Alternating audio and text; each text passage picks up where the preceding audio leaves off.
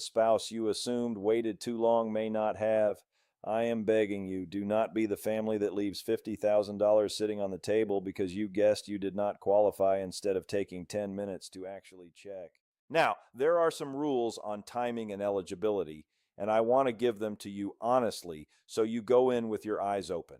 For a spouse, the benefits generally begin the day the VA determines you are eligible, or the date of the veteran's death, so essentially you can start using them right away once you qualify.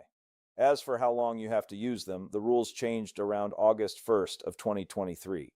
For situations that qualified on or after that date, there is no time limit to use the benefit, which is a huge improvement. For older situations, there are time windows, often around 10 years for a spouse, and longer in certain survivor cases. For a dependent child, the child generally can use these benefits between age 18 and 26, with some situations extending that window. The single most important thing I can tell you is this: do not assume you have missed it, and do not assume you do not qualify. The rules have several doors, and the only way to know which one is open for your family is to actually check.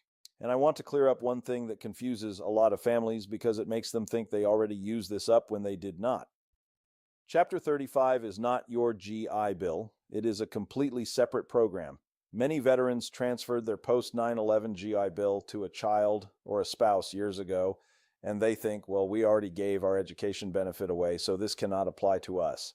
Those are two different pots of money. The GI Bill is your earned education benefit that you can transfer.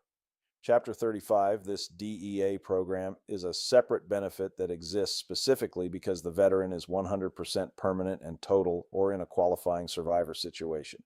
A family can have used or transferred a GI Bill and still have Chapter 35 sitting there completely untouched. So do not cross this off your list because you think you already spent your education benefit. You almost certainly have not touched this one.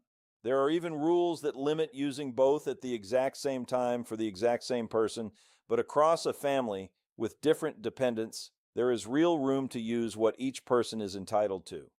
The bottom line is simple. Do not assume the GI Bill and Chapter 35 are the same thing, because assuming that has cost families this entire benefit.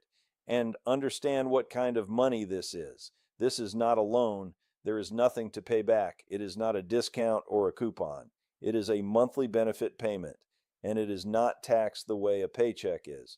So when your spouse or your child is drawing that $1,574 a month, compare it honestly to what it would take to earn that after taxes at a regular job, and you realize the true value is even higher than the number sounds.